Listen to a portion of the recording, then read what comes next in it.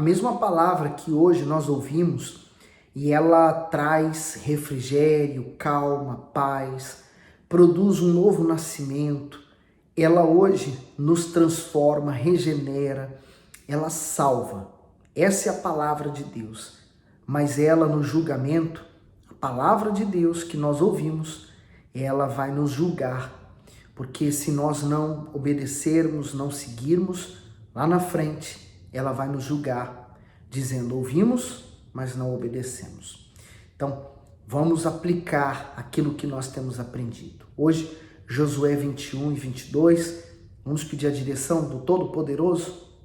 Meu Deus, uma vez mais nos unimos na fé para pedir que o Senhor abra o nosso entendimento, fale conosco, através de todos os exemplos que nós vemos nesse livro de Josué, que nós possamos nos comportar como o homem de Deus, como uma mulher de Deus, que vai seguir firmemente rumo ao objetivo da fé. Eu entrego essa meditação nas tuas mãos. Amém. Graças a Deus. Então, versículo 1 diz, então, os cabeças dos pais dos levitas se achegaram a Eleazar, o sacerdote, e a Josué, filho de Num, e aos cabeças dos pais das tribos dos filhos de Israel. O comentário daqui diz assim, os levitas não receberam propriedades, porque tinha a honra de servir ao Senhor e tê-lo como sua herança. No entanto, 48 cidades ao longo de todo o território de Israel foram designadas a eles para que pudessem morar e zelar pelo povo. Deuteronômio 10, 9 diz, por isso, Levi, não tem parte nem herança com seus irmãos. O Senhor é a sua herança, com o Senhor teu Deus lhe tem falado. Se eles, sendo levitas, eles deveriam primeiro preservar a sua alma, cuidar de si mesmo. Automaticamente eles também levariam o povo a ter esse temor e a servir a Deus. Então, nada faltaria para eles. A partir do momento que começa a faltar no templo, é porque eles deixaram de vigiar com as leis. Então, eu acredito que o trabalho dos levitas não era mais fácil do que nenhuma das outras tribos, mas era o trabalho primordial, era o trabalho da santificação do povo a Deus. Assim eu vejo o trabalho da obra de Deus, os pastores, os bispos, que estão constantemente intercedendo pelo povo, pedindo a Deus. Então, não é um trabalho em vão, é um trabalho sagrado e importantíssimo para a sociedade. Seguindo para o 2, e falaram-lhe em Siló, na terra de Canaã, dizendo, o Senhor ordenou pelo ministério de Moisés que se nos desse cidades para habitar e os seus arrebaltes para os nossos animais. Por isso os filhos de Israel deram aos levitas da sua herança, conforme a ordem do Senhor, os seguintes cidades e os seus arrebaltes.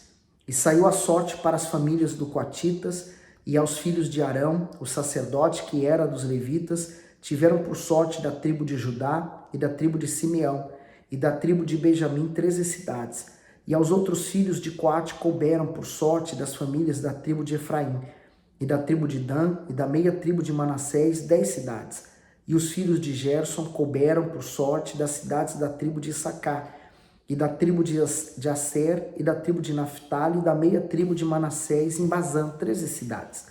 Os filhos de Merari, segundo as suas famílias, da tribo de Ruben e da tribo de Gade e da tribo de Zebulon, 12 cidades. E deram os filhos de Israel aos levitas estas cidades e aos seus arrebaltes, por sorte, como o Senhor ordenara pelo ministério de Moisés. Deram mais da tribo dos filhos de Judá e da tribo dos filhos de Simeão, estas cidades que por nome foram mencionadas. Então, eu vou pular um pouco essa parte, né? São muitos nomes, muitas cidades, os seus arredores que ele chama arrebalte. Então, ele vai dando a lista de cidades em que os levitas foram destinados a elas, né? Então, a gente vai vendo esses nomes, como eu estou passando aqui, você está vendo aí as listas, né? Eu vou pular essa parte para a gente ser mais breve e eu vou já direto para o versículo 41. Vamos lá. Todas as cidades dos levitas, no meio da herança dos filhos de Israel, foram 48 cidades e os seus arrebaltes. Estavam essas cidades, cada uma com seus arrebaltes em redor delas. Assim estavam todas estas cidades. Desta maneira deu o Senhor a Israel toda a terra que jurara dar a seus pais, e a possuíram e habitaram nela. Então, todos tiveram a oportunidade de habitar no seu pedaço de chão, no seu pedaço de terra que Deus estava dando. O que cabia a eles? Permanecerem firmes na promessa de Deus e somente isso. Mas você vê depois, mais à frente, a gente vai ver a tristeza do que acontece quando eles se distanciam de Deus. Olha o 44. E o Senhor lhes deu repouso de todos os lados, conforme a tudo quanto jurara a seus pais, e nenhum de todos os seus inimigos pôde resisti-los. Todos os seus inimigos o Senhor entregou-lhes nas mãos. Palavra alguma falhou de todas as boas coisas que o Senhor falou à casa de Israel. Tudo se cumpriu. É forte, não é? Tudo se cumpriu. De tudo quanto Deus havia dito, se cumpriu. Então, tudo tem o seu tempo certo para se cumprir. Você precisa manter-se firme e esperar o tempo certo, porque vai se cumprir na sua vida. Comentário final aqui, tudo se cumpriu. Existe um grande contraste entre o ser humano e o Altíssimo, principalmente no que se refere à palavra. Enquanto muitos prometem e nem sempre cumprem, ele zela pelo que diz. Aliás, todas as suas ações estão diretamente relacionadas ao que fala e promete. O Eterno não se esquece, não mente, não se equivoca, não foge da responsabilidade e não falha. Podemos confiar plenamente nele, pois da mesma forma que o seu caráter foi íntegro no passado, permanecerá assim para sempre. O ser humano pode se apoiar inteiramente na palavra de Deus para construir sua vida, e nos momentos mais difíceis será sustentado pela fidelidade divina. Graças a Deus. Por isso, resta-nos uma coisa e a mais difícil para nós, é nos mantermos fiéis, porque da parte de Deus, há total garantia que ele será fiel.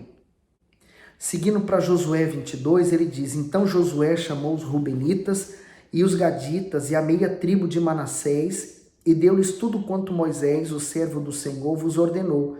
Guardastes, e a minha voz obedeceste em tudo quanto vos ordenei. A vossos irmãos, por todo este tempo, até o dia de hoje, não desamparaste, antes tiveste cuidado de guardar o mandamento do Senhor vosso Deus. Agora o Senhor vosso Deus deu repouso a vossos irmãos, como lhes tinha prometido. Voltai-vos, pois, agora e ide-vos às vossas tendas, a terra da vossa possessão que Moisés, o servo do Senhor, vos deu além do Jordão. Tão somente tende cuidado de guardar com diligência o mandamento e a lei que Moisés, o servo do Senhor, vos mandou, que ameis ao Senhor vosso Deus e andeis em todos os seus caminhos, e guardeis os seus mandamentos, e vos achegueis a ele, e o sirvais com todo o vosso coração e com toda a vossa alma. Sabe, o amor aqui fala sobre Deus, né?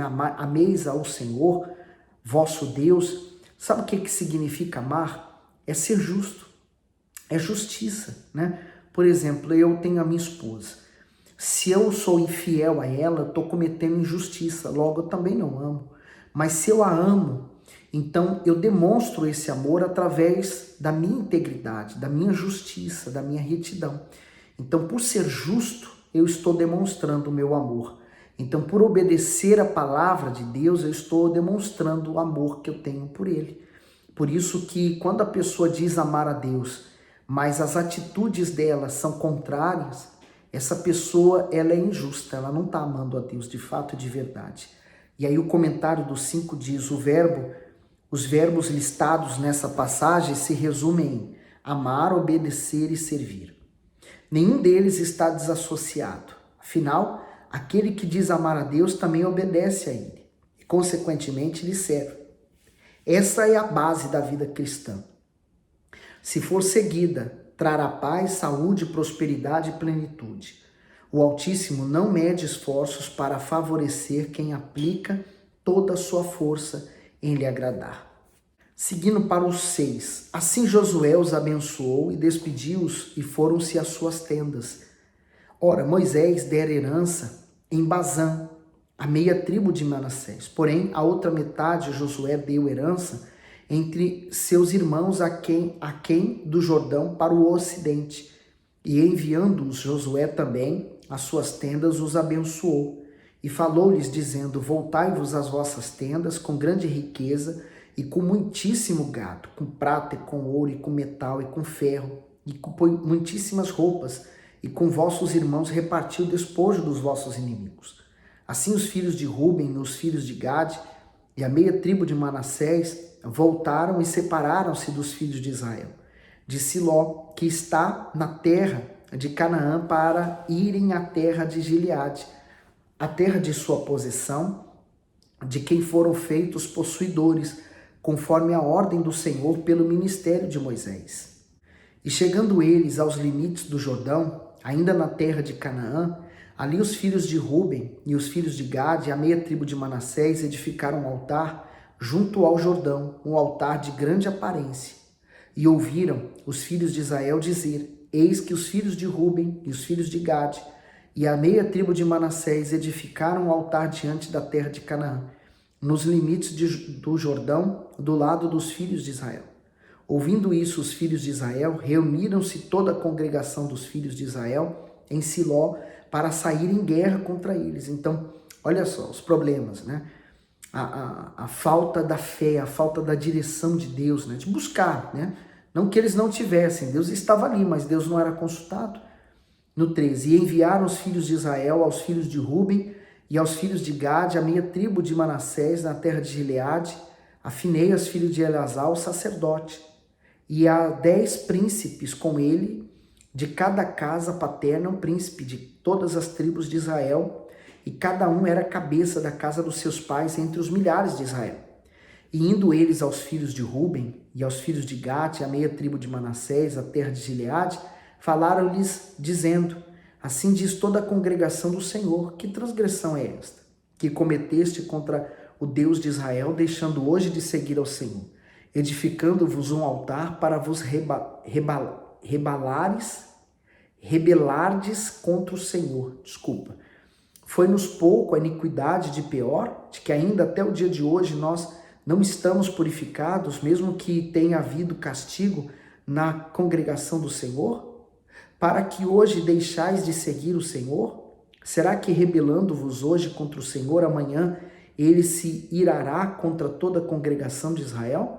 Se é, porém, que a terra da vossa herança é imunda, passai-vos para a terra da possessão do Senhor, onde habita o tabernáculo do Senhor, e tomai possessão entre nós. Mas não vos rebeleis contra o Senhor, nem tampouco vos rebeleis contra nós, edificando-vos um altar além do altar do Senhor nosso Deus. Não cometeu Acã, filho de Zera, a transgressão no tocante ao anátema?